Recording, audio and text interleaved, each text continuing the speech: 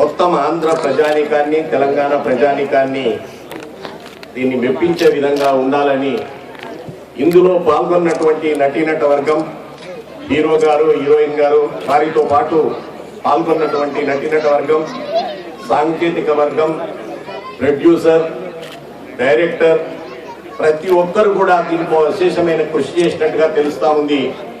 చాలా కష్టపడి ఈ సినిమాను నిర్మించారు కాబట్టి ప్రేక్షకులు దీన్ని ఆదరిస్తారని. గతంలో ప్రేమ కోసం రాజ్యాలే మారిపోయినాయి, ప్రేమ కోసం నగరాలే మారిపోయినాయి. కాబట్టి ఈ రొమాన్స్ లో కూడా పూర్తిగా ఆంధ్ర ప్రజానీకమే మారిపోయి సమాజాన్ని ఒక సందేశాన్ని ఇచ్చే విధంగా, విద్యార్థులను ఒక దారిలో పెట్టే విధంగా ఈ సినిమా ఉంటుందని చెప్పి నేను భావిస్తా ఉన్నాను. కాబట్టి మిత్రులారా, ఈ సినిమా మరి ఎందుకో నన్ను ఈ సినిమా రిలీజ్ కోసం పిలిచారు నాకు ఏమి తెలియదు దీని గురించి. చాలా మంది హీరో హీరోయిన్లు రంగు చేసుకొని నాట్యం చేస్తారు, లేకపోతే డాన్స్ చేస్తారు స్టేజ్ మీద అనుకుంటారు. కానీ ఈ రంగు వెనకాల ఎన్ని జీవిత కథలు ఉన్నాయో ఒక్కసారి మనం అర్థం చేసుకోవాలి. వారి ఎన్ని బాధలు ఉన్నాయో అర్థం చేసుకోవాలి.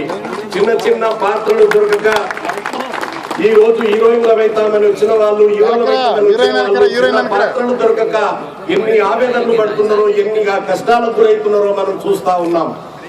రంగు వెనకాల ఉన్నటువంటి కష్టాలు మాటల్లో చెప్పలేనివి.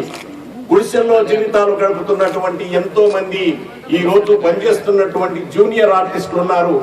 మేము ఈనాడు తెలంగాణ ప్రభుత్వం పక్షాన జూనియర్ ఆర్టిస్టులకు ఎట్లయితే నగరాలలో మన డాక్టరా మహిళలకు ఇచ్చే రుణాలు ఉన్నాయో ఆ విధంగా వీళ్ళను రుణాలు ఇచ్చి వడ్డీ పిండి వీళ్ళ బాధలు పాలు చేయకుండా మేము వీళ్ళందరికీ కూడా బ్యాంకుల ద్వారా చిన్న చిన్న రుణాలు ఇప్పించి ఆదుకోవడానికి తెలంగాణ ప్రభుత్వం ప్రయత్నం చేస్తుందని కూడా నేను మీ అందరూ తెలియజేస్తా ఉన్నాను. ఎంతో మంది జూనియర్ ఆర్టిస్టులు వాళ్ళ జీవితాలు రోడ్డు మీద ఉంటాయి.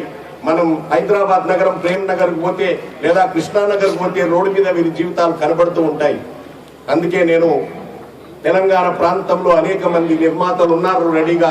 కానీ దాని కథ సినిమా తీయటం ఈజీ, సినిమా తీయొచ్చు, కానీ దాన్ని రిలీజ్ చేయటంలో ఉన్నటువంటి బాధ థియేటర్లు దొరకక వాన్ని మస్క కొట్టి వీన్ని మస్క కొట్టి ఆఖరు పెద్ద పెద్ద థియేటర్లో సినిమాలు ఆడలేక నానా ఇబ్బందుల పాలవుతున్నాయి. అందువల్ల ఈ రోజు తెలంగాణ ప్రభుత్వం నుంచి మేము ఒక ఆలోచన చేస్తా ఉన్నాం.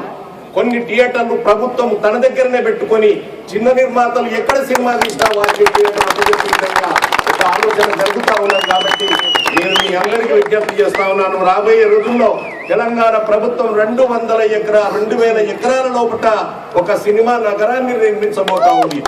దాంట్లోకి వెళ్ళామనంటే సినిమా తీసుకొని బయటికి రావాలి తప్ప ఇంకొక ఆలోచన చేయడానికి ఉండదు. ప్రతి వస్తువు దాంట్లో లభ్యమయ్యేటట్టు కెమెరాలతో సహా, ప్రింట్లతో సహా, డిజిటల్ తో సహా మీకల్లా ఏర్పాటు చేసేటట్టు తెలంగాణ ప్రభుత్వం, తెలంగాణ ముఖ్యమంత్రి ప్రయత్నం చేస్తున్నాడు. కాబట్టి మీ అందరి సహాయ సహకారాలు ఆ తెలంగాణ ప్రభుత్వానికి ఈ ఉగాది రోజున నేను మీరందరూ అందించాలని చెప్పి ఈ ఉగాది పర్వదినాన నన్ను పిలిచినటువంటి నా మిత్రుడు ఎవరైతే సిరికొండ వెంకటేష్ నన్ను ఆల్మోస్ట్ ఆల్ బ్లాక్ మెయిల్ చేసి ఈడికి తీసుకొచ్చాడు.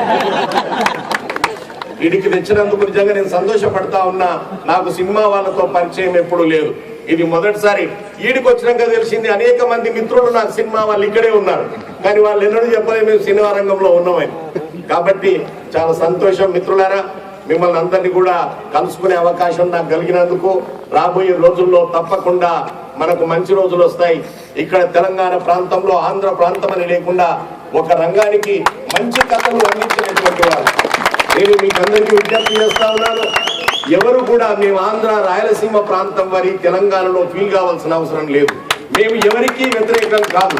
ఎవరైతే పొట్టగొట్టడానికి వచ్చారో వారికే సిద్ధాంతపరమైన వ్యతిరేకం, కానీ మేము మా మిత్రుల వ్యతిరేకం కాదు. కలిసి బతుకుదాం, కలిసి జీవిద్దాం, కలిసి అభివృద్ధి చెందుదామని చెప్పి మీ అందరికీ కూడా నేను మరొకసారి విజ్ఞప్తి చేస్తూ, ఈ రోజు పచ్చడి ఉగాదిలో మీకు తెలియంది లేదు. చిగురు పూసే వసంతకాలం, మామిడి చిగురుటాకుల మధ్యన వసంత కోకిల కూర్చొని పాఠాలు వాడే ఈ కాలాన మామిడికాయలు వస్తూ ఉంటే వేప పువ్వులు కలుపుకొని పచ్చి బెల్లం కలుపుకొని ఆ తేనీరు తాగుతూ ఉంటే, అందుకే అంటారు పెద్దలు, ఒక పక్కన చేదు ఒక పక్కన తీపి, ఒక పక్కన ఒగరు, ఒక పక్కన ఆనందం, అన్నిటినీ కలుపుకొన్నటువంటిదే ఉగాది. ఈ ఉగాదే మానవ జీవితం. మానవ జీవితంలో కూడా ఇవన్నిటిని కూడా ఆస్వాదించవలసిన అవసరం ఉంది. కాబట్టి విజయం వచ్చినప్పుడు ఆనందపడిపోవడం, అపజయం వచ్చినప్పుడు కుంగిపోవడం కాదు. ఎప్పుడు మనిషి ఒకేలాగా ఉండాలి. నేను మనస్సారా నా యొక్క సంతోషాన్ని వ్యక్తం చేస్తా ఉన్నాను. ఈ రొమాన్స్ విత్ ఫైనాన్స్ తప్పకుండా విజయవంతం సాధించి తీరుతుందని చెప్పి నేను ప్రగాఢ విశ్వాసాన్ని వ్యక్తం చేస్తా ఉన్నాను. Thank you.